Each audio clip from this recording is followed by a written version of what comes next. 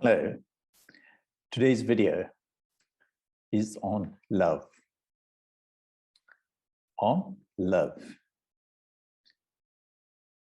My name is Dr. MUKESH C. CHAUHAN. What is love? What is love? Is there a structure to love? Everybody in the world virtually knows that they've experienced some sort of love. There are a variety of different types of loves which people experience. But is there something which is permanent with love?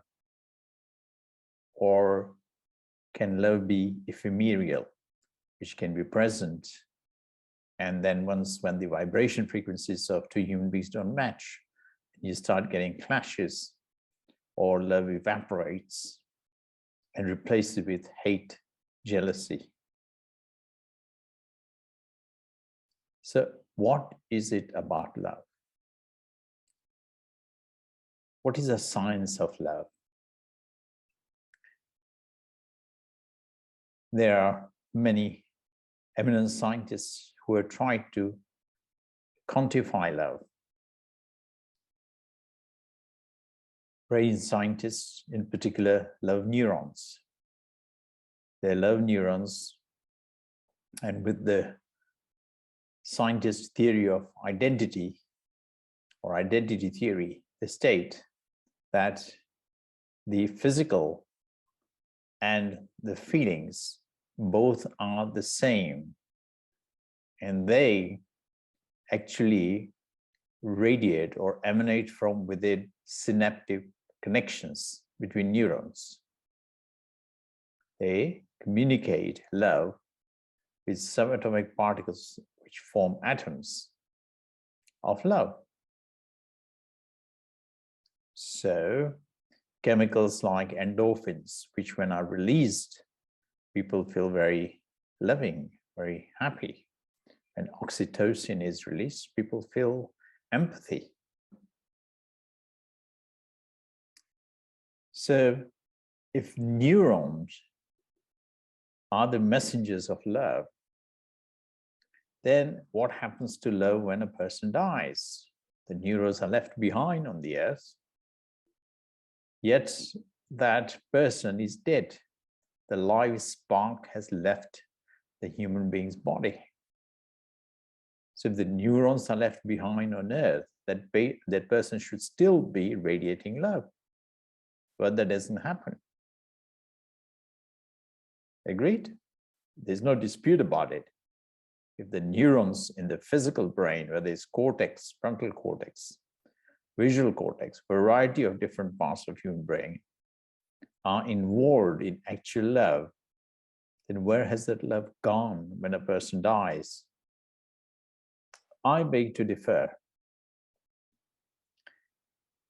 One scientist, Dr. David Hawkins in particular, he had used a technique of applied kinesiology to quantify love, and has given various numbers with various emotions.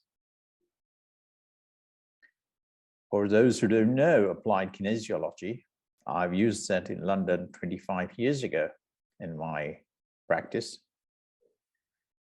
Applied kinesiology is simply a muscle testing mechanism to elicit a response, whether the stimulus or the question we ask regards a stimulus is giving a stronger response or a weaker response in the hands.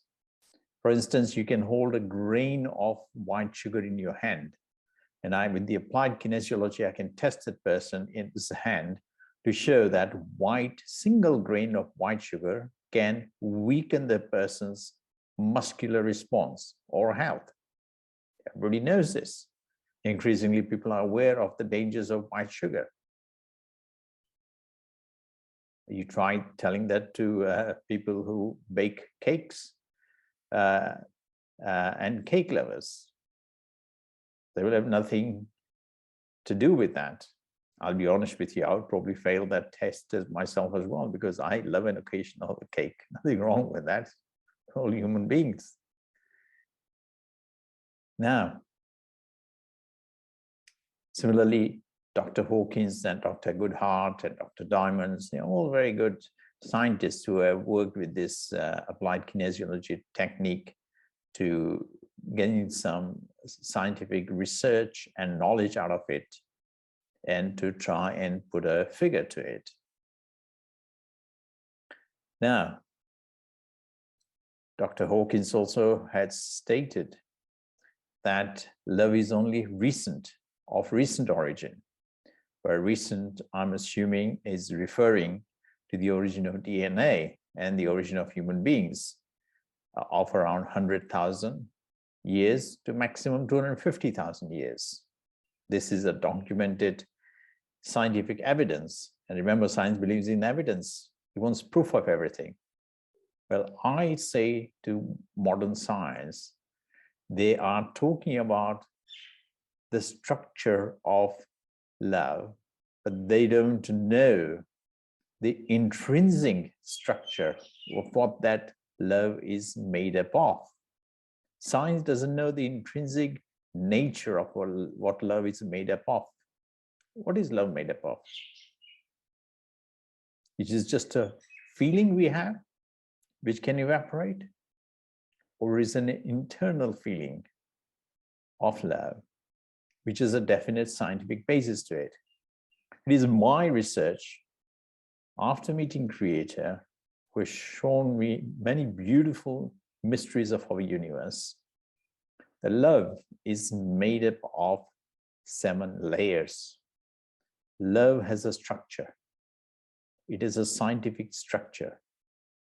And I have found there are 7 layers of scientific knowledge and understanding of love.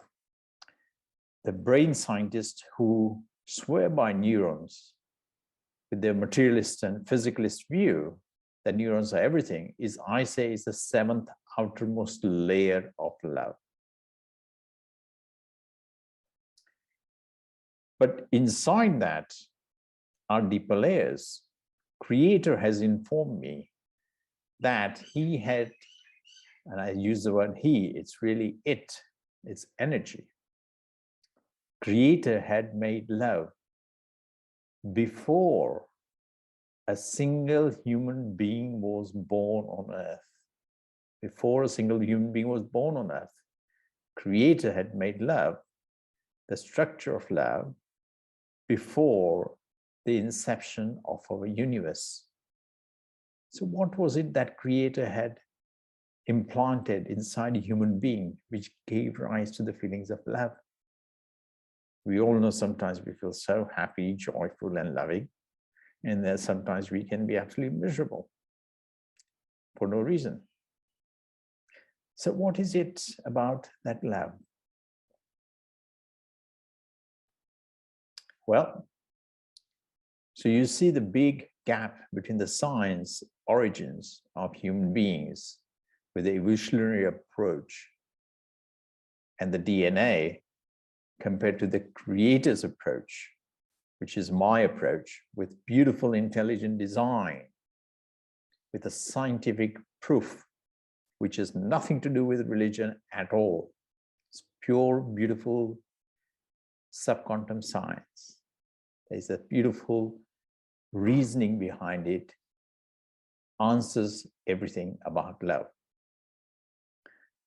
So if the physical neuron is a 7th layer, or the brain cortex, the 7th layer with billions of neurons inside human brain, then infinity, which is the Creator, is the finest layer within.